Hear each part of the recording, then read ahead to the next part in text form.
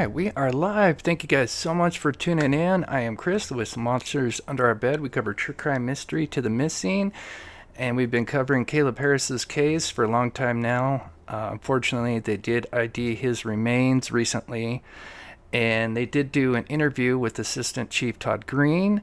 So I thought we'd cover that because there's a lot of information and rumors that were kind of talked about that he kind of confirms or denies.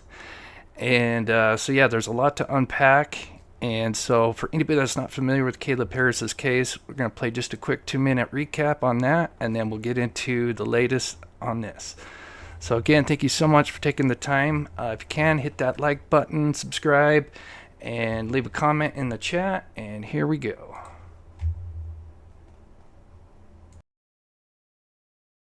True crime mystery to the missing.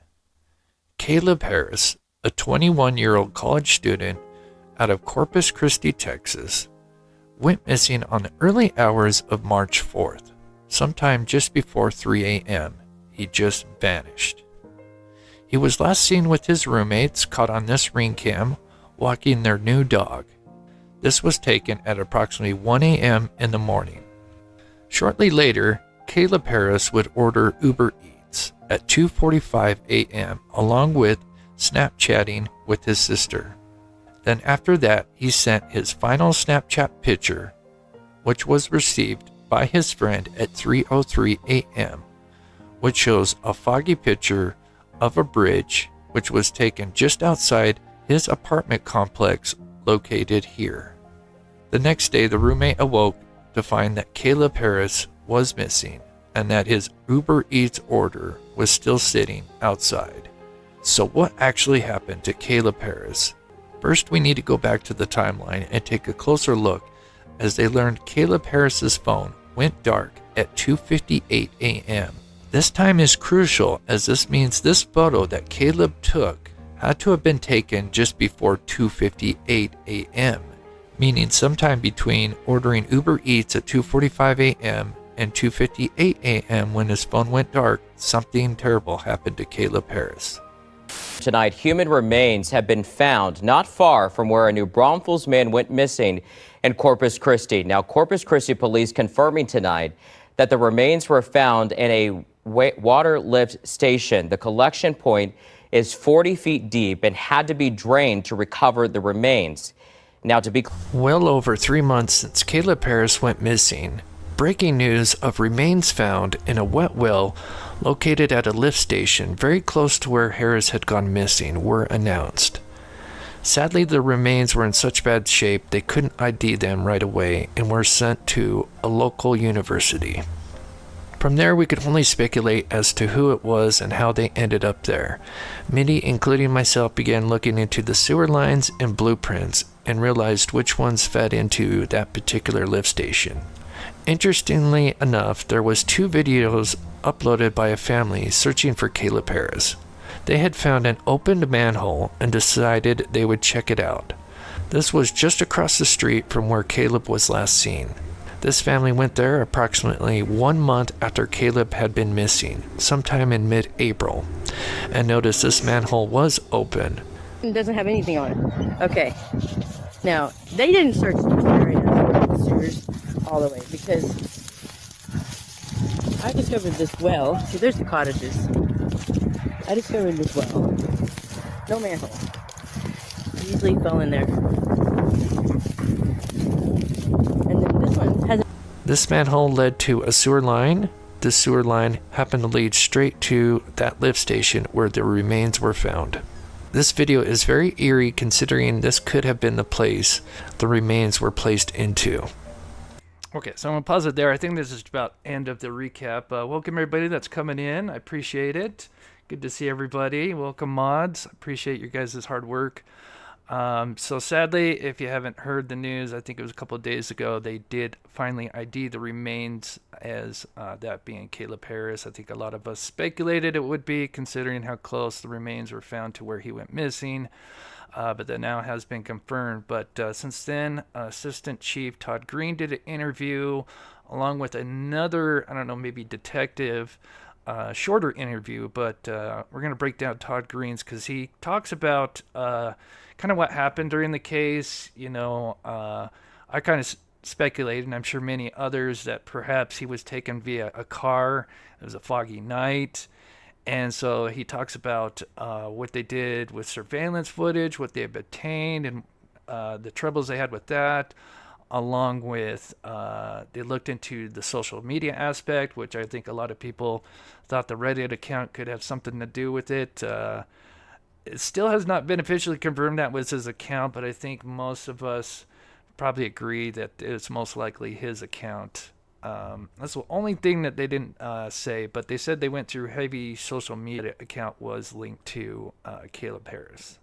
4 weeks after the remains were found, they finally released the breaking news. Sadly, the remains were from Caleb Harris, but due to the state of the remains, the medical examiner couldn't label a cause of death, but only noted that originally there was no obvious signs of foul play. DNA test confirming the worst. The body of Caleb Harris, who had been missing for months in Corpus Christi, found in a wastewater well. Recently, Chief Todd Green did an interview which dropped a lot of new information about the case that had only been rumored about. Likely match. Is this case over? No, it's not over. It's still an open investigation on our... So this is the beginning of the interview. I think it was like a 14-minute interview. I cut it down to about 10 minutes of the most important, relevant information. And so I break it down in sections so we can pause, talk about it. But so this is the very beginning of the interview. I think this was uploaded yesterday, maybe the day before, but I think it was yesterday. But a lot of interesting information that they talk about. Our part. At this point, we're waiting for the remains to be returned to the medical examiner and for him to issue his final autopsy report. Oh. At one point in the investigation, y'all were looking at whether or not foul play may have been involved. Is that still the case? We have not been able to prove one way or the other whether foul play was involved, but we have exhausted a tremendous amount of investigative effort and time. We followed up on a tremendous amount of leads in the area, and our investigation at this point is pretty close to being concluded as far as that goes. There were, and I'm looking over, investigators executed over 50 digital search warrants, analyzed over 1,500 gigabyte of data. Oof. Has that information been processed, and has that pointed to anything? It has been processed. It did lead us to different individuals that we identified that were in that area at roughly that time of that evening. So what we had early on, we mentioned that we went out shortly after he went missing, and we scoured the area looking for surveillance video. Unfortunately, because it was so foggy that night, a lot of the video was very poor quality. We did notice several vehicles moving through the area, moving up and down Ennis Jocelyn in the immediate area that evening. But because the video was so poor, we couldn't get license plates off the vehicles. He wanted to address, he asked me if I would send this message to all the cyber sleuths. So if you guys remember, I pointed this out many times in my video. Coffee Dapper talked about that they were going to possibly release something. She didn't specify what it was. I leaned towards surveillance footage. I mean, what else can the public help with? It's usually surveillance footage. And so that's what I gravitate towards. And so, again, here's just her talking about that. People in the true crime community that really do care about, they are getting to a point, law enforcement is getting to a point that they do have some direction on where they're looking and what they're looking at. Looking for surveillance. So let me just get to chat. Maddie's mom gifting 1 Mob Crew membership. That is so awesome. Thank you, Maddie's mom. Any support really helps this channel out. As for those that don't know, we not only cover true crime here, but we do go out and search for the missing. So any donations, Venmo, and stuff like that do help this channel out and helps out with our supporting the missing and going out and searching for them. But back to this case, very interesting. He mentions that there's many cars. I'm going to play this last little clip. I think it's like 1 minute longer. Video. Unfortunately, because it was so foggy that night, a lot of the video was very poor quality. We did notice several vehicles moving through the area, moving up and down Ennis Jocelyn in the immediate area that evening. But because the video was so poor, we couldn't get license plates off the vehicles. In most cases, it was really hard to determine a make and a model, other than maybe a blue 4-door or a white 2-door, or a pickup truck. But that's where all the effort and the time and the investigation went in as far as the digital search warrants. So what we did is our investigators began issuing search warrants for cell tower data, all the cell towers in the area. We did I'm assuming he couldn't answer this. I'm assuming he's probably trying to say geofence. Gosh, I can't think of the name of it now. Anyway, Geofence. we did cell tower dumps. We used that information to identify what we believed were the drivers of these vehicles moving through the area. So, as I'm showing, if you're not familiar with this case, is the street of Caleb Harris. It's pretty, let me pull it up here. Oh, I had it up, and now, of course, I reset my thing. But it's kind of interesting. He mentions there's quite a few cars. We're talking, this isn't middle of the day. We're talking around 3 a.m. with heavy fog out that night. Not normal. I don't know if that's like normal for that area, but for the heavy fog, and that being 3 a.m., he claims that there's a lot of vehicles that were caught, I'm assuming, on the camera around that time that he went missing.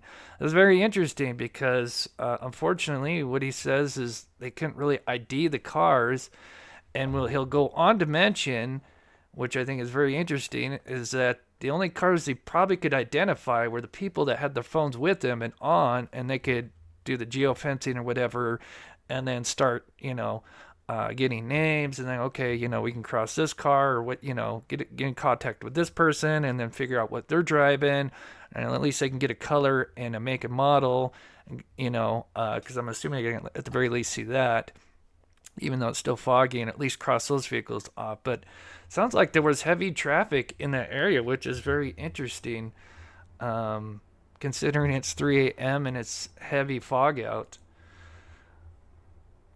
Was the car wreck across the field? It was on this freeway right here, and if I recall, I never was not able to 100% identify where it was at, but I believe it was just less than a half a mile down the freeway here. So it was on the SPID, I think. The interstate right here, San Pedro Interstate here, and I believe the wreck happened. It definitely happened on the freeway here, but I believe it happened more back. But yeah, it was still close by. That's for sure. So, yeah, kind of eerie. We did identify them, and we interviewed them, and we were at the point when the remains were found in the lift station. We had pretty much gotten to the end of that investigation, and we had it hadn't bore the fruit that we thought it would. Our initial suspicion was that Caleb got in a vehicle with somebody and left the area, and that was kind of what we were acting on. That was our where we were going with the investigation. But once we got all that information back, we identified these individuals that were in the area. We went out, our investigators interviewed them, and we were, based on the investigation, we were able to determine that they had no connection to Caleb. We went through his digital data, through his. So let me pause there. So it sounds like, again, what I said earlier, they probably had seen the footage, saw, 4 to 10 cars, maybe different colors, makes, model, and then they did the geofencing and then pulled up, whatever times and accounts, and then just kind of worked backwards and then found out, what they drive, and then was able to cross certain vehicles off. But I'm assuming, again, I don't know, but it's a possibility that maybe they couldn't cross every vehicle off, and or we know that there's cameras here, heavy cameras over right here, but I'm not sure about this intersection here where it's Holly and Ennis. I don't. When you look at it here, of course, it's not that old, but it's not even. There's no street lights here. It's just a four-way stop. It looks like, yeah, four-way stop. I don't see any cameras. Although keep in mind this is February 2023, so this is well over a year old. Things could change, but if the killer just drove down this road and then went up the road here and possibly picked him up, I think either they could have turned right here at this right here. There's a couple of places where you can looks like you can turn around here. I don't know if legally or not, but so yeah, if they came this way and just turned around that way, no one would be the wiser. At least with this surveillance camera over here. But continuing on, let me get to chat real quick. Connie, thank you so much. This is so heartbreaking. Thank you, Chris, for all you do. Thank you, Connie. Yeah, I figured we'd have to do at least one more live since, they did finally release the identification of the remains. And then where are they at in the stage of the investigation? Because clearly has not been clearly identified one or the other. And we'll talk about the medical examiner's report. But now onto the social media aspect. A laptop through his social media. We even were able to clone his phone as well. We never did find his cell phone, but what our investigators... So that's interesting, and I will have a brief summary at the end breaking everything down. So if you kind of came in late, I'll have everything at the end breaking it down. So yeah, that phone that was found, I think, I forget the name. There was a phone found, so we're northeast, to the east, over by Oso Tunnel, I believe, somewhere around in there. I forget exactly where, but this way over here, it was an iPhone, but it was kind of rumored it could have been his, but no, it was not his. So that's interesting. And then someone asked where the Oso Bay was. That's right here, and I'm actually going to point that out in the live show here in just a minute. Did our forensic computer people who did a tremendous job. They basically cloned his phone, which is something that was quite unusual.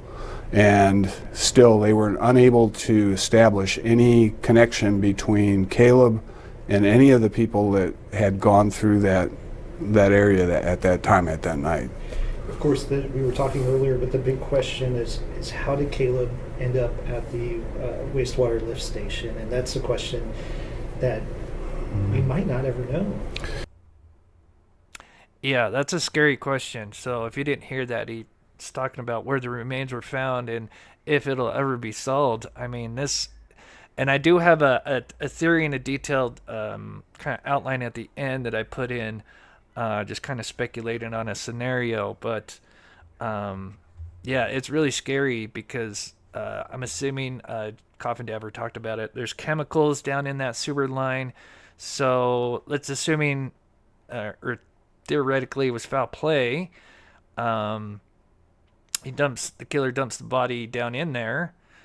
And that those chemicals will just, I don't know, eat away or ruin the DNA at the very least. Maybe not, I don't know how it works, but at the very least, it's going to complicate the DNA or evidence that would maybe been left on the body, especially had been down there for a certain time of period. So, again, it's really kind of scary to think if this was a killer, which I lean towards. I mean, there's kind of three scenarios that will play out. And we'll talk about that at the end, but I lean towards foul play, especially what he's going to talk about here in just a bit about where the manhole was at. We've talked about that and what the conditions were when they did the original searches. Was it open? Was it not? And what happened when that lady showed up a month later and saw this manhole open. So they do cover all that, which is great. So yeah, here's the Reddit account, and so somebody said in chat that Jennifer Coffin-Dapper did confirm it was. I haven't seen it, so I still can't say 100%, but I will take your word. It sounded like it pretty much was more or less confirmed. The account hasn't been active since he went missing, and then recently, I think it's been about a month now. They apparently took down that Reddit account. I'm assuming they finally got, after warrants, they got access to the account so they could do whatever with it. So, very interesting. But yeah, that's where this account was leaked, kind of saying, hey, meet anybody, so male or female, at this Oso Bay, which is 6-minute drive to the south there. Or it's about a 41-minute walk, I believe. Let's see, I pull it up here. 42-minute, I guess depending on which way you go. Or if you could, I don't know, you could probably cut through some fields, so it's probably quicker than that. Caleb end up at the wastewater lift station, and that's a question that we might not ever know. That's certainly a possibility. It's we don't know for. So yeah, with the foul play, they don't know. It's not one way or the other. The only thing they could say was no obvious signs of foul play, but keep in mind the remains were in such bad condition. Again, relating to a video that sadly got leaked to a certain Facebook group that I've come across because it was on there. Shows the remains. It's not, obviously, it's very far out. You don't see much, but when you look at it, it kind of looks like a full body, just kind of face down. So it's really deceiving. It kind of makes it seem like it, the body's intact, full, and maybe, it'd only been down there for a certain amount of time. But no, the remains were in bad shape, so much so that a bone actually ended up getting clogged in one of the filters, and that's what set off the alarm. So much information that they released in these interviews. Beyond any doubt of how that happened or what actually happened to him. We haven't been able to find any evidence that clearly suggests that he was met with foul play, that there was a homicide involved. Because of the state of the remains, it was difficult to. We couldn't even make the medical examiner here couldn't make an identification and had to send it off to the University of North Texas for DNA analysis. But what has been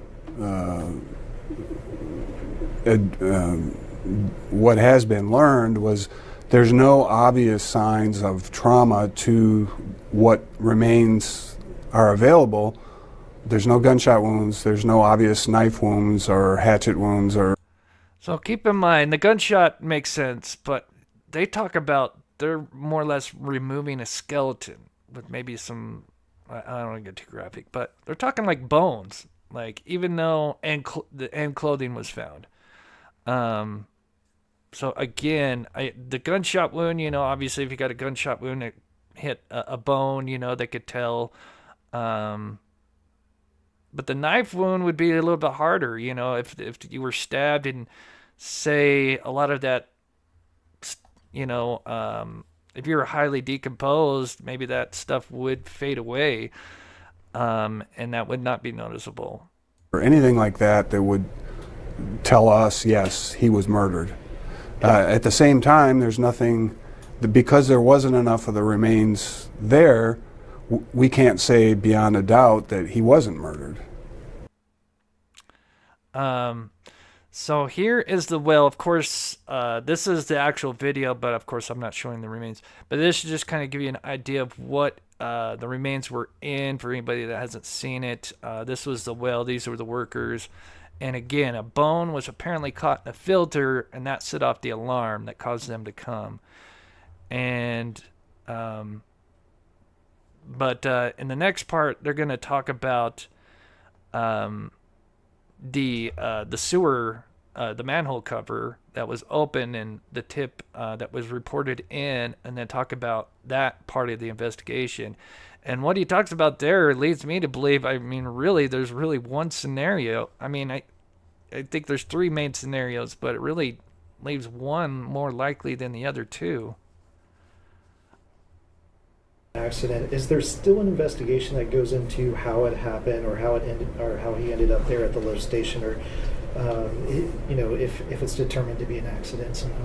Well, and like I said, we're continuing. The investigation's not over, but at this point, we don't have any clear evidence of exactly how he ended up in that lift station. We do, we can say that it is a very secure facility there. There's a chain link fence around the facility. It's locked with a padlock. For you to get into that facility, you have to pass through that gate. Once you get into that, inside the gate, there's another lock on the building, and the actual wet well where the remains were found is covered with a steel grate that also has a padlock on it. So it wouldn't be easy for anybody to intentionally dispose of the remains in that manner. You were talking about how the investigation. So there's basically, we've already covered this before, but there's only two ways the body got in there. Either through the fence like you talked about that had a padlock on it, and then not only that, to get through that either by getting through the lock, or some people mentioned that the fence had been you could kind of crawl under it. That's possible, but then they say that there's a padlock on these grates. As you can see, they lift up.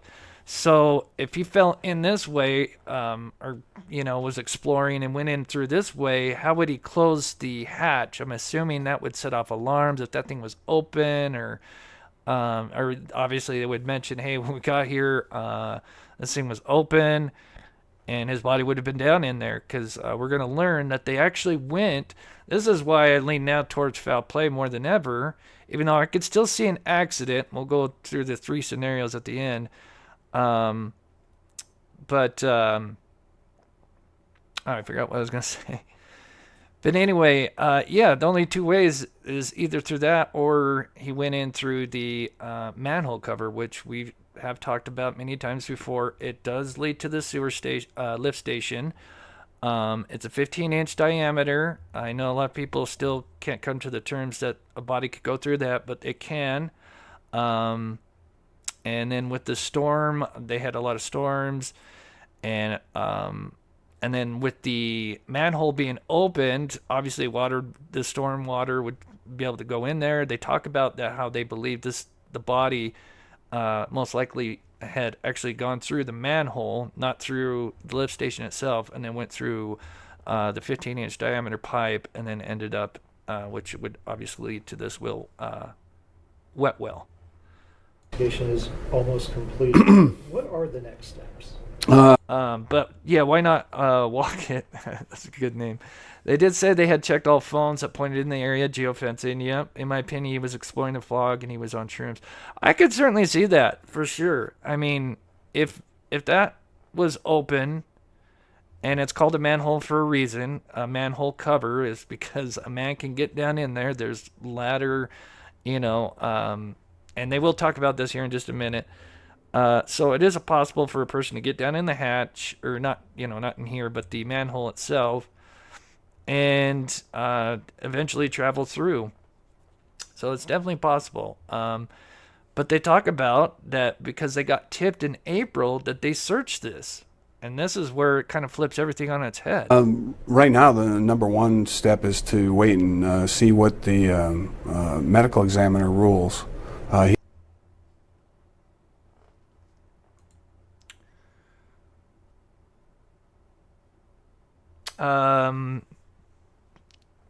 DM Jennifer Kopter relaying Caleb Harris' family believes. The intention unalived. Final ruling yet. We met with him earlier today and kind of shared everything that we have learned, all our information, and we'll wait to see what he rules on this. The manner of death and the cause of death. So that's interesting. So they're saying that they did conduct, like I'm assuming, kind of like an original autopsy, and then there's going to be kind of a more in depth, maybe a second autopsy. I don't know what that exactly means. A more thorough autopsy. So it'll be interesting. So still, we don't know.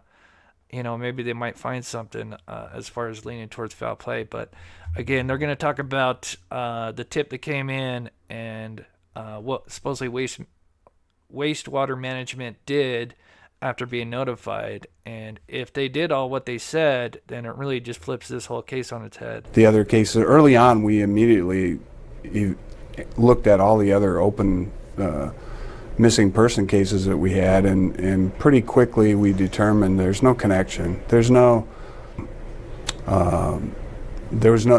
that we're connecting this one to. And then, like I said, at this point, there's nothing that definitively says that it was a foul play.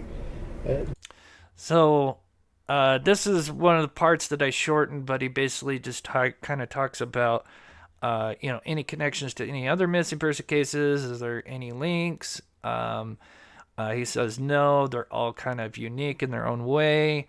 Nothing that connects any of the others to his. And the only thing I will say is, and I just use smiley face killer, even though the smiley face thing itself, for those who are familiar with that case, is kind of like the worst part of it. That is really, I think that's just really just kind of, just the title gravitates to people. But the smiley face, because you basically got, when you break it down, you have a college student that ended up in a body of water. Although it's sewer, it's still a body of water. Just got a couple more questions. Yeah, no problem. Appreciate it.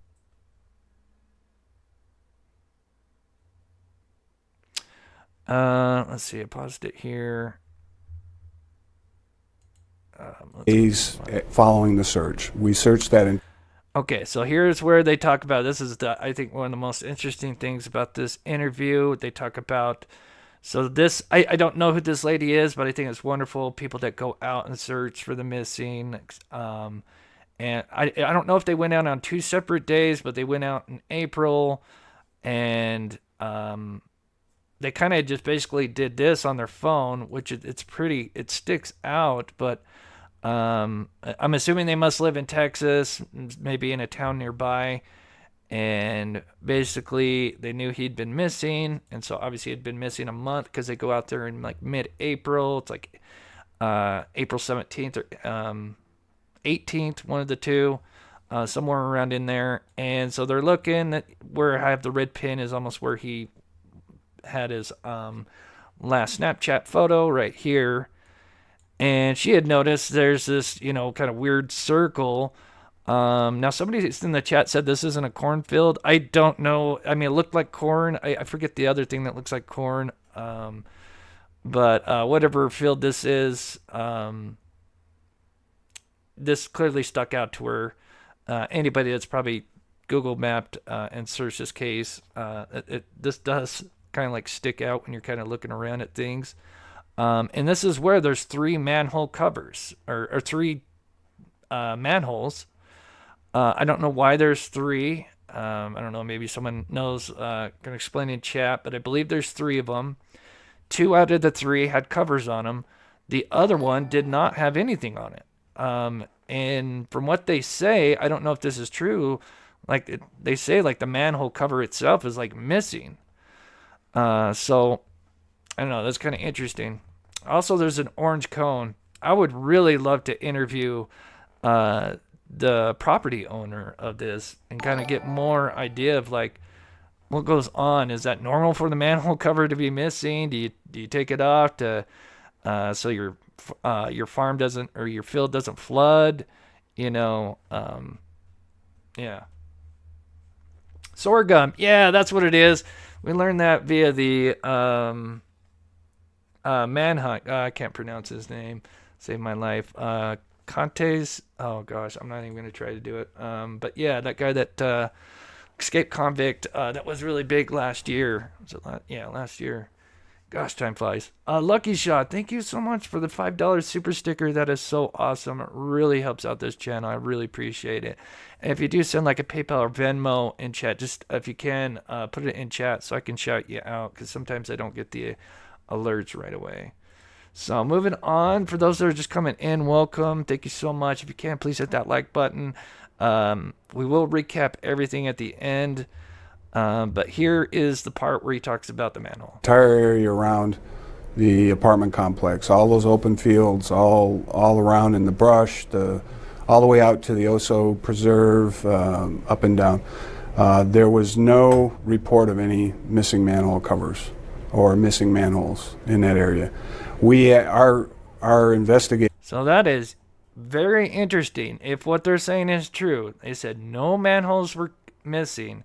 And I'm assuming this field would be one. I mean, typically, we talked about this before. You're going to search almost shoulder to shoulder with people.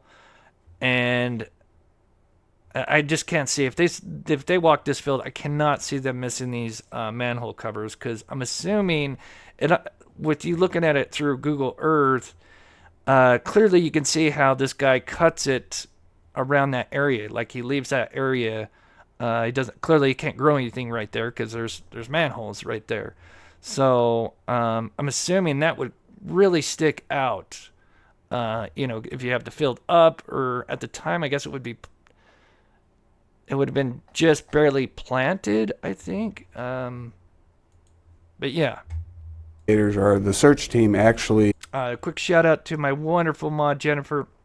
Member for 26 months. That's awesome. Good to see you all. Happy Friday. Good to see you, Jennifer. Hope you're doing well. Opened all the drainage manhole covers all the way from SPID on Ennis Jocelyn, all the way from SPID back to Holly.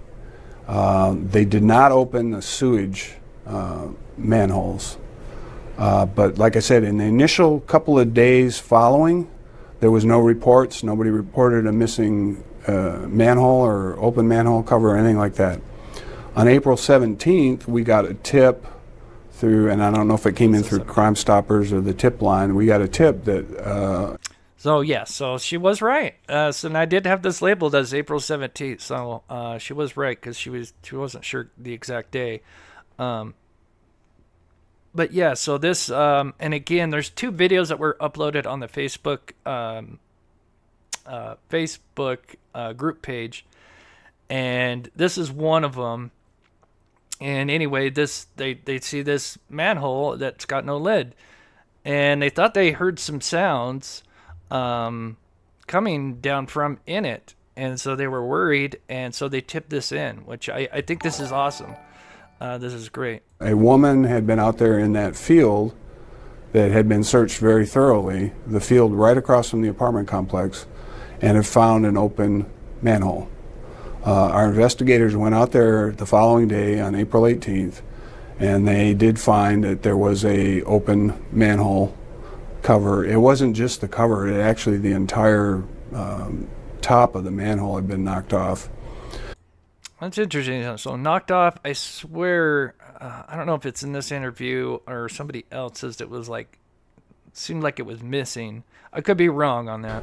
They looked into the manhole, which is about 18 feet deep. At the time, it was somewhat full of water. So they reached out to the wastewater department, who happened to be in the area, fortunately for us, but they reached out to some wastewater workers, and they had them go over to the lift station at Perry Place, and they actually activated the pump over there, which brought down the level of the water in that manhole. So the investigators searched it the best they could at that time and didn't see anything. They also went to the lift station itself and looked in that wet well to see if they could see anything, and they didn't observe anything at that time. So that was April 18th. Do y'all think tropical? So that's huge. If what they say is true, I mean, this kind of hinders on that report right there. Because yeah, I could see, with that, if that manhole is open the entire time, it's a foggy night. He's kind of wandering around with his phone. I know there's mention of shrooms. We cannot confirm if he was taking shrooms, and I hate to mention stuff like that, especially people that missing and stuff. But just walking around in the fog, and you're probably just kind of checking your phone and maybe not kind of really paying attention where you're walking. Again, people fall in manholes all the time. We've done the statistic. We brought up the annually statistics, which is I think like over 5,000 people fall or get injured or die from ending up in manholes. So it happens. So according to him, after they tipped this in, that they went and they checked this manhole, they had stopped the flow or something. I forget what he said exactly, but they did something with the flow of the sewer line. They did go. Sounded like he said that they supposedly went down in this hole and checked. And then after that, they went to the actual lift station where the body would be eventually found and checked that. So if that's true, again, we don't know 100%. I'm assuming they probably went out, could they have not have done a 100% thorough job? Certainly possible. But if they cleared that, then I would say that he wasn't down there. Then that really kind of leaves one other possibility, maybe two, which we'll cover at the end. But man, it's pretty wild. Area with the manhole, was it checked many times in the days that followed? Again, we don't know, Cindy. It's a great question. They're saying that they don't believe it was never reported. And I know we've seen videos of them doing shoulder-to-shoulder searches that were related to this case. And we've seen them actually in this field to the right. There's very little footage of the actual searches. There rarely is. But obviously this is right across the street from where we went missing. So these would be the first two areas you would be searching at the very beginning. So I don't doubt that this had been searched. Now, could they have missed it? Maybe they kind of got laxed in their grouping, or it does happen. So y'all think we've covered enough true crime and missing persons that, yeah, it certainly happens. There is, somebody that's found years later, and there had been tons of searches in that same area, and then some random hiker or whatever comes by and finds the body, and it was in a location where they'd searched like 3 times before. It certainly does hapen. Tropical Storm Alberto had any role in, of course, the I think sorghum. That is a possibility. And I'm not an expert in wastewater management, but what they told us, though, is even though it's wastewater, this is the sewage system. Even though that's what it's designed for, they did say that when we have really, really heavy rains, rainwater will infiltrate into the system. So there is a certain amount of rainwater that will get into the system and increase the flow above and beyond what the normal flow would be. So that is a possibility that because of those rains, and we had some heavy rains, Tropical Storm Alberto, the weekend before the body was found, there is that possibility. We don't know for a fact, we don't know for certain, but that is something that they said could be a possibility. And that would make sense if the body was in there before or after April 18th. Definitely, it starts to kind of decompose, and then you have the storms come in, and then heavy water, more flow. A lot of people mention that it would get plugged. You got to remember that, you're not like a cork. A body is not a cork in a pipe. So there would be water flow going through, and it's not like this big, it's not like a full pipe where water is going through it, the entire thing. It looks like just kind of like a stream kind of going through the pipe. So, yeah. So anyway, there's another question I saw in there. Karen, if that graph comes up again, which I know it will, there's no screen before it goes into the wet well. It would be after. So it'd be when it goes into the filters, there would be a screen. That's where the bone got caught in. Because Jennifer had pointed this out. Because when somebody explained it to me, I didn't know what they mentioned because they mentioned a screen, but now I know what they're talking about. They're actually talking about the metal grate. But yeah, there would be if you fill in this, there's no screen until you go into the wet well. So hopefully that answers it. But if the diagram comes up, I'll answer Last it. question. But yeah, as you can see, I mean, it's not obviously a full water line, so the pipe's not completely full. It's 15 inch in diameter. There's video of a guy getting stuck in a 12-inch diameter pipe, if you can believe that, which is just, I don't know how that guy got in there. But yeah, it's scary, really scary. Because if they did clear this out, so they're saying a guy went down in here, supposedly checked this out, and then somebody went to the wet well station and checked the wet station out, or the lift station out, and there was no body in there.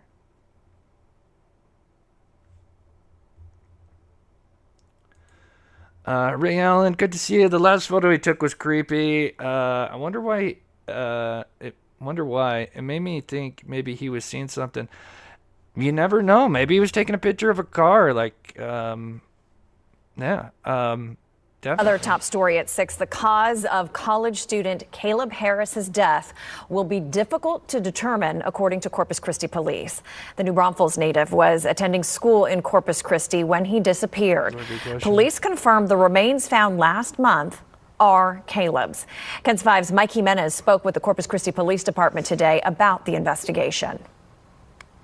The results of a DNA test confirming the worst. The body of Caleb Harris, who had been missing for months in Corpus Christi, found in a wastewater well. Through the lens of the criminal justice system, it provides you probabilities, and that's obviously more. Okay, so what he's explaining here is the DNA test itself, like how, because the DNA came back, obviously it was related to the family, and he's telling how high percentage it is in the billions. Probability than any other person on the planet several times over. Corpus Christi meaning is, how did he get there? Still probably the part of the investigation that will remain under investigation. Police say on April 18th they did receive a tip about a manhole cover missing in a farm field 600 feet away from Caleb's apartment. After draining the well, nothing was found. But that would change in late June when there was a jam in the... So yeah, even there he reports that they supposedly kind of drained it, slowed the flow or something like that. Checked it. I'm assuming, I hope they went down in there. Again, it's possible maybe they didn't go down in there. But if the manhole was... It's just too bad. I don't know if anybody knows for sure if they'd searched that and could, like... if they ever questioned some of the searchers and said, hey, do you know for sure this was covered? If it was, then, you know, that's like, well, how does he fall in there and then put the manhole cover back on him? You know, that's impossible. And then that same question goes with the wet well. How's he going to go in there and then close it on himself and lock it, you know? So anyway, I'm going to say another thing, but I forgot. Wallflower, thank you so much for the $9.99 super sticker. You are so sweet. Thank you so much, Wallflower.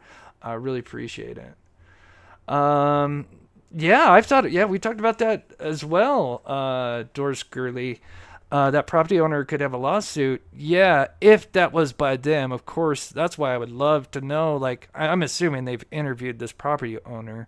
But yeah, it'd be interesting to know, because I'm assuming they tend to their field. Who knows how often? So probably they would know as well. Like, actually, that'd probably be the person that knows that area the most, would be the property owner.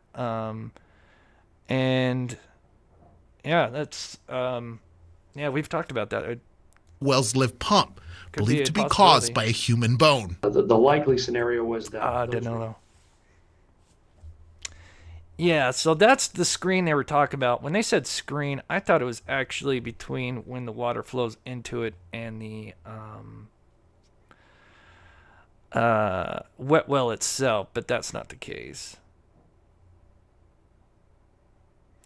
So yeah, there's no screen, so the body would actually, I flip it. But so the body would have flown through here and then came in here. So there's no screen right here. I think that was your question, Karen. When someone emailed me, I had, like, suppose an engineer, and they sounded like they knew what they were talking about. had kind of explained the sewage system and said, yeah, it's possible a body can go through, certain pipes. And yeah, so there's no screen here. There would be some kind of screen in these where it's going to obviously pump it and lift it up above, the line again so gravity can do its work. And they say a bone, what set this off in the first place is a bone kind of got jammed in one of these lines that are feeding it back up, and that had caused the alarm to go off, which is pretty wild. But here, the detective will explain again what they believe had happened. Again, we don't know 100%. I would lean towards out of the two areas the body would go in would be at the sewer or the manhole. Maybe we should put that in the, you know what? Let's put that in the, we'll do a poll on that. I'd be curious to know. And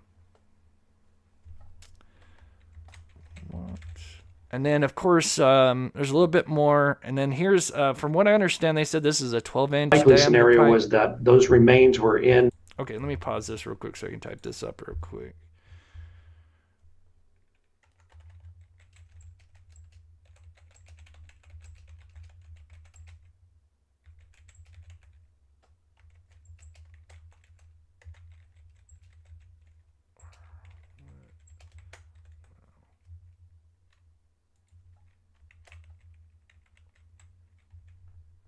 Sorry, I'm just muting my typing 1 second.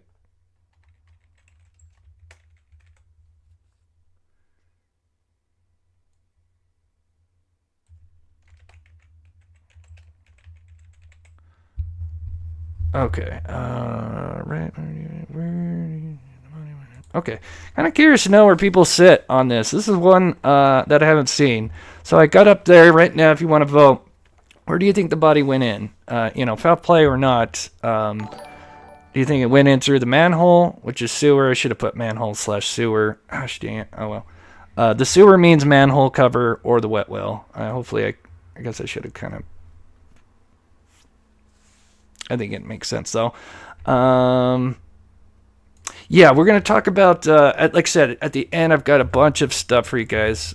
So let me play this statement while you guys vote. This may influence the vote, though.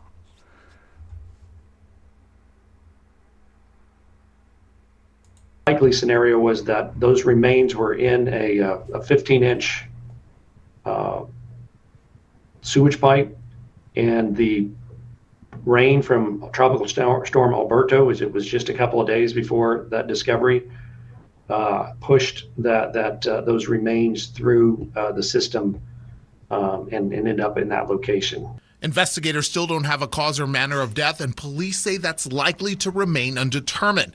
And the lack of signs of foul play could be that the body was just too decomposed. It was pretty much just skeletal remains. So skeletal remains. We knew the more we kind of talked about this case, the more I think even Kofadaf was, one to kind of give more clarity on how bad the remains were in.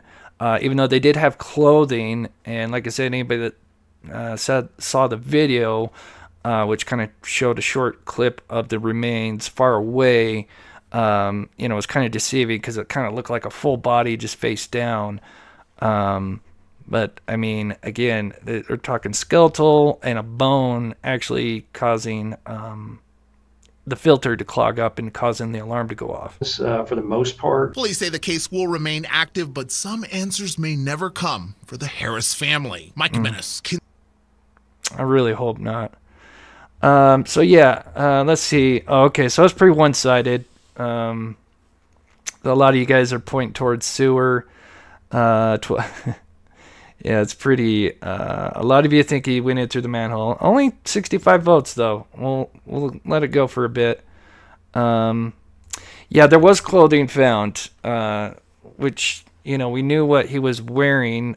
Well, I don't know if we could say for exact what he was last wearing. We did see a video of him like 2 hours before he went missing, which was like a teal pair of pants, kind of green bluish.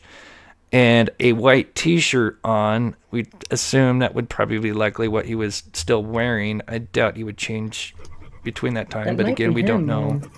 Wait, it might be him knocking? Yes. But it really now, like coming full circle after everything we know, it's really creepy to see this video now. Just now knowing that, according to them, even in his own words, I believe that was a detective in that last interview, saying that they believe the body traveled through the manhole and ended up in the wet well, which is really just disturbing. And if that's true, kind of leaves us down 3 scenarios. So I'll break down Been down there for a whole month? some of the facts of the case, because there's always some of the same questions that come up. Wall over here. I mean, come on. So I guess it's possible he could have eaten. No, he was wearing pants, Maybe. actually. People would do some fucked up things to survive. There was a story about a guy in Africa that ate his own excrement. Okay, let's get past this. Yeah, we keep hearing Yeah, somebody mentioned a rattlesnake in this video. If it's cars in the distance or something. Yeah, I don't know if they got bit. I know they mentioned the rattlesnake. I hope they did not. Gosh, that'd be terrible. Them going out searching to get bit. I don't know. I noticed they mention it in the video. They say they think they see it in the close to the top of the sewer in there. Look, Kind of you creepy. see, there's a really slick river down there. I know. It's flowing pretty fast, too. So here are some of the facts, and then we'll go over the 3 scenarios that we're kind of left with, and then maybe we could do a vote on that, so you guys sit on that. So some of the facts, the dog was the roommate. So when they got the dog, it was that night. It was actually kind of the roommates officially, but unofficially it was going to be shared with Caleb. So anybody wondering about that, the dog was returned around 2:44 or before 2:44, I guess it's to say. So anybody that's new to this case, because they always see that last video where they're walking the dog. So they're always, we've got a lot of animal lovers here, but the dog is completely fine. It's not missing. The phone, in my opinion, either died or, in my opinion, was destroyed at 2:58 a.m. as the last ping from that. They originally said it was kind of like a few blocks west. But then there was an interview with Chief Todd Green where he said that since then, the ping felt like it was more closer. Like kind of right where he took that picture by the bridge there. So kind of interesting. Caleb's iPhone was never found. So we know those that covered this case or followed it, there's an iPhone found somewhere nearby to the east. Speculation that it could have been his phone, but that was not his phone. So it's very interesting. It'd be curious if they ever find that. It'd be really interesting, because if it's not down in the manhole, and it's destroyed somehow, this leads more towards foul play. Roommates and Uber driver were cleared early on in the investigation. I know a lot of people point towards the roommates. I'm sure they probably looked at them right away. Obviously, people closest to you, family, friends, neighbor's dog. It kind of goes in that order of likely to most least likely. Uber driver was cleared. I think you would have to be a complete idiot if you were wanting to kill somebody while you were doing Uber driving, because you're literally like live GPS ping everywhere you're going. So it'd be, I don't know how you just would not be caught, because when you're doing Uber driving, you have to have your phone on, and you've got an app open. The customer has an app open, and it's constant ping in both of you, so you can see, if you're the person ordering the food, you can see your Uber driver's app from where they leave. I don't think it shows you until like maybe when they're starting to leave to go to wherever they're going, fast food, store, whatever. And then it starts pinging them from there. And then exactly where they're at. You can check it, and then they know where you're at, and you can message them. So, you just have to be an absolute. Not saying it probably won't happen, or not saying it won't happen, but you just have to be absolutely dumb. Reddit account, I say most likely was Caleb's. Apparently, Coffin Daffer confirmed it, but I do think it's, even though Corpus Christi and the family, from what I've seen, has not officially come out and said that, I think that's his account. Hasn't been active since he went missing, and then they kind of wiped it, I think, like a month ago. And then surveillance footage obtained. Many cars were seen, which I think is a huge red flag because it's 3 a.m. in fog. I don't know, maybe that's a busy area. But I think that is interesting. And they had all this footage of cars that night at 3 a.m. But because it was so foggy, they couldn't ID a lot of these cars. They couldn't see the license plates. So what they had to identify these cars is they had to do geofencing, which is get phone records and then see who was in that area during that time, and then probably got the account names, and then from there names to vehicle, make, model, and then crossed, probably talked to them, where you at, what were you doing that night, and then started crossing cars off the list. But I'm sure, I don't know, but I would assume maybe they couldn't ID everybody, because if this was foul play, and if this was a smart killer, they probably didn't have a phone with them, knew that they would be geofenced, and so didn't have a phone with them, and then so you have a vehicle that can't be identified. But we don't know. Remains found with clothing, bone clogged the line. Now I guess this one would have to be kind of on a, I guess we can't guarantee this one. I didn't think about this. According to them, remains not in the sewer before April 18th. So, I mean, you kind of have to...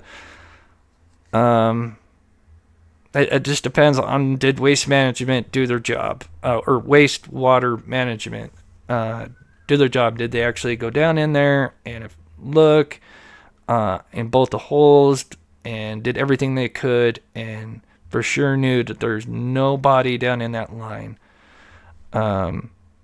But I think at the very least, I'm assuming they would have checked the wet well as well, and there was no body in there at the time. So if they didn't see the body in either of the holes, was the body at that time when they checked it kind of stuck in there in between? Which, I mean, it sounds terrible to mention, but slowly traveling through. But I would think if he was down in there, I don't know. I mean, just really strange, but I don't know. I laid more towards this being foul play than anything, but again, it really kind of comes down to, did they search this? Did they search it like properly and thoroughly? So then we come down to 3 scenarios. Brian Solaria, sorry, I couldn't read that quite well. Brian, thank you so much for the 1 gifted Mob Crew membership. Looks like Sharon Edwards, somebody who's been a huge follower. Thank you so much, Brian, for the gifted Mob Crew membership. That is awesome. And gifting another one. That is super awesome. Show some love to Brian. That really helps this channel out. I really appreciate it. Okay. So we kind of come down to 3 scenarios at the end of the day with all the information we have now. So if Caleb was not in that sewer line before April 18th, again, where that's kind of leaning on that. So maybe 4 scenarios, I guess, if we kind of... but if we're just going off, there was no body for sure before April 18th, leaves 3 options. 1, Caleb ran away that night without his keys, wallet, and shoes, leaving his family worried, sick, knowing he's on the news, comes back sometime a month or 2 later, and he ends up in the sewer line either by falling in or breaking into the lift station and then somehow locking the latch behind him as he goes down, and then drowned, which sounds absolutely ridiculous. I mean, there's just no way in hell that that scenario is happening. Again, though, anything could happen. Let's see. I'm just looking here. Chat. So scenario 2. Let's see here. So scenario 2, then we would have the CCPD and or wastewater management did not conduct a full and complete investigation on the sewer line and the lift station. Oh, so I did cover this one. So there would be 3 scenarios. So either the Corpus Christi and or wastewater management did not conduct a full and complete investigation on the sewer line and lift station after manhole was open, reported on April 18th. One person from wastewater management was allegedly fired shortly after. We don't know if that's connected, or maybe it was connected to the guy that had released the video. Again, all we know is somebody posted that they were hiring. So, I mean, really, that's kind of a big speculation there. But leaving to the possibility that he fell in on that foggy night, which I could see that. I mean, if they did not conduct that very well and the body fell, if they didn't conduct it and there was a body in there and they didn't do their job. But they did say, I mean, when you watch that video with the family, they say it looks like the stream's going pretty well. So again, you would think maybe that with the body in there, maybe it would be a little bit different. I don't know. Then we're left with scenario 3. Someone picked up Harris that night via vehicle under the cover of night, heavy fog, would eventually murder Harris, and sometime after April 18th, drop his remains down into the manhole, which led to the lift station, which would make it look like a possible accident, which is what we're talking about now. Or he broke into the lift station, which would lean towards it being a wastewater or somebody from the city, dumped his body into the well. I would believe this would be much harder and much stupider, in my opinion. But I don't know. 1, 2, or 3. Let me know in the chat if you guys. Brandon says scenario 2. Interesting. Maybe I can't put 3 scenarios when I'm live after. Oh, that's stupid. Yeah, definitely, Anna. Yeah, the phone could still be down in there. Definitely possible. Yeah, I think we're really left with 2 or 3.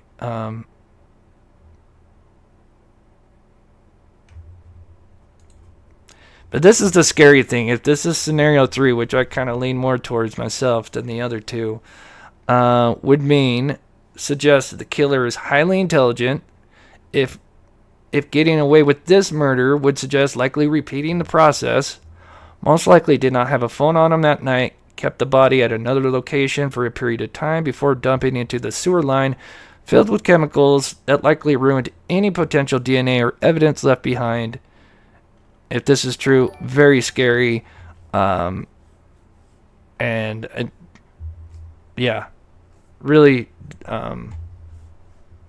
really troubling to think about if this is true. But I do hope the family finds answers.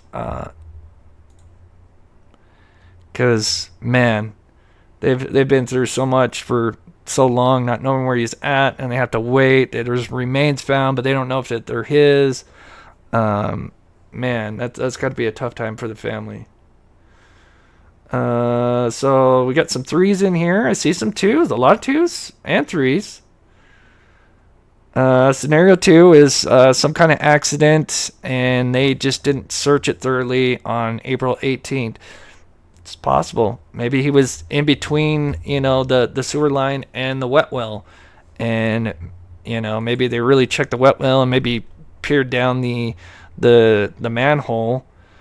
Said, okay, I don't see a body down there, and I'm assuming the decomposing body, because it's a sewer line, it would maybe cover up the smell of a decomposing body because it just stinks anyway.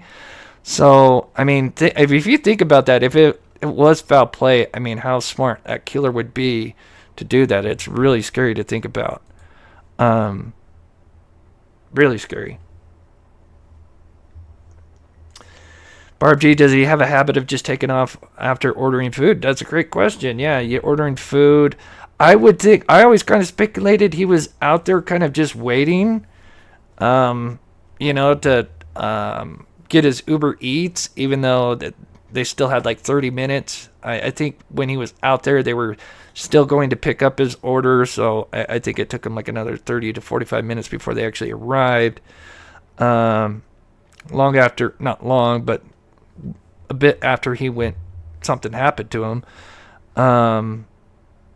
But yeah, because I've always, when I lived at my aunt's, which is a house, I live in apartments now, so it's different. But when I lived at a home, a lot of times when I ordered DoorDash, the little small period that I was ordering DoorDash, yeah, I tried to be polite, and I would be out there so I could meet the driver, so they really wouldn't have to get out of their car. So that way, because, obviously they get paid for the quicker they go, can move on to the next customer, the next, they make more money. So I try to help them out by doing that. Laura Bell says, definitely 2. 3 doesn't make sense. I don't know. But it looks like we're kind of... Scenario 4, body kept nearby, perhaps an apartment, and dumped after search concluded. Yeah, that's what I had in scenario 3. So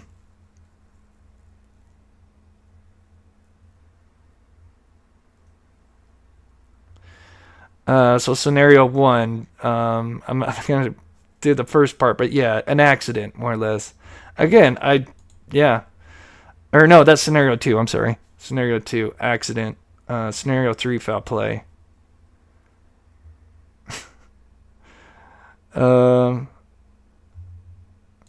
Yeah, the phone, I'm sure, would at least maybe know, and was it damaged? Was it just water damaged? Yeah, if it's down in the water line, then I think that would maybe lead more towards it being an accident. So...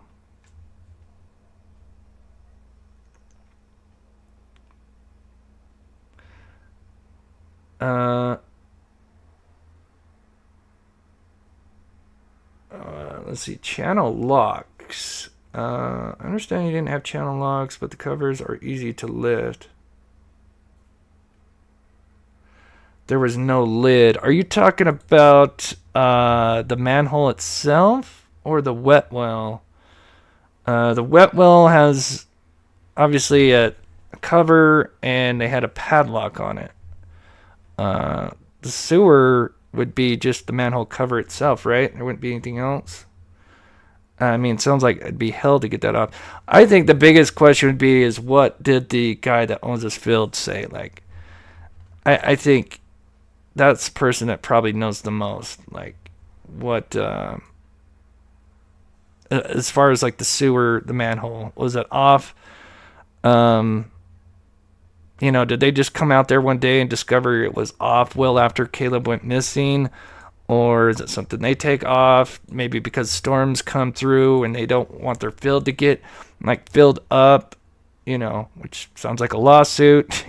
If somebody ended up this on an accident. Yeah. A lot of people say accident. It looks like divided on accident, foul play. That might be him, Mom. It might be him knocking? Yes. Could be. Maybe there's like an air pocket down there. Kind of like that Mr. Actually, I'm a DoorDash. I did DoorDash. I'm sure we have Uber Eats. I did DoorDash. They said, J-Dog, they said that the gate was locked. It has a padlock on it. There's multiple ways you can get in. Or not multiple ways, but 2. Oh, I was trying to get to it if I could. Bear with me. I just saw it. There she is. So yeah, let's see. I think she kind of moves to the side here. Move to the side. Yeah, so there's like a gate, so like a person gate, or a door, we'll say, like a door. So there's a lock here. There's a gate, so to get a vehicle in here. So you got 2 padlocks here, and then there's a padlock on this door right here, and then if you go to I think they just have 1. I don't know, maybe they have 2. Looked like there was just one big cover here, and they said this also had a padlock on it. So I think no matter what, in my opinion, I think he went through sewer. So we'll end this, which I think, well, that kind of went 1/4. It was kind of 80%, but so we got 75% think he went through the sewer line, which I agree, manhole, and 25% think wet wells. I'm going to end that one. Which again, there's still, it's still possible. We don't know all the conditions. Yeah, they said that you could get under. But again, if he went in through that way, like if this wasn't foul play situation. Sorry, I'm trying to get to that. When they got there, they said everything was locked up. And I mean, how's he gonna jump in there and then shut the lid? That seems impossible. So, yeah, this is kind of like a Lisa Lam case. Let's hope it isn't where it's just it doesn't get solved. I mean, I think they ruled obviously Lisa Lam is a self-inflicted, but I don't know. There's a lot of strange things in that case as well. This really is. I mean, this really kind of goes up there with the Lisa Lam, just without the footage of somebody freaking out like this. Yeah, it's crazy. I really feel bad for the family because even the chief said, or well, the person interviewing the chief said, "Hey, this looks like a scenario where you guys might not solve this, or at least for a while." So that's scary to think about. June, thank you so much for the $4.99. I agree. Totally intriguing case. One more thing I was going to mention before we head out. Just anybody, if you did donate either PayPal or Venmo, and I did get you, thank you so much. Really helps. I do have a GoFundMe as well, just another way to support the channel. Again, we cover true crime, but we also go out and search for the missing. And we've been searching for Aidan Clune. That's the case we're working on, and we're getting so close. And we actually have some people out there searching now. I just unfortunately couldn't make it because it's kind of have to let my body rest. But anyway, I think that's going to end it there. I'll probably just leave this up. I was going to do more of the official information.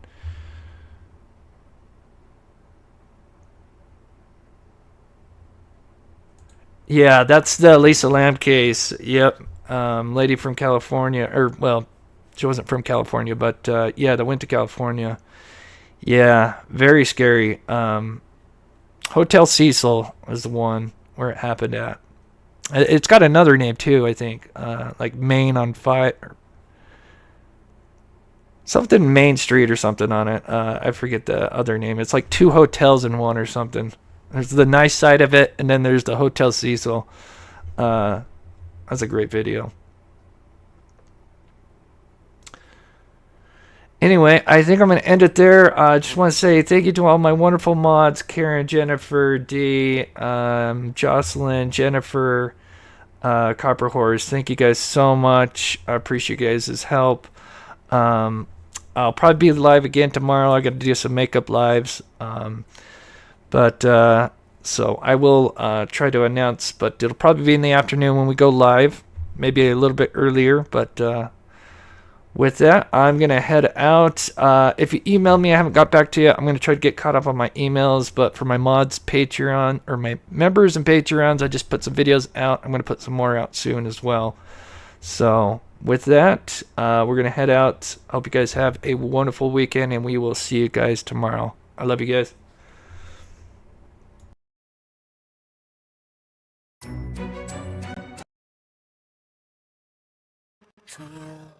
Call the secrets from your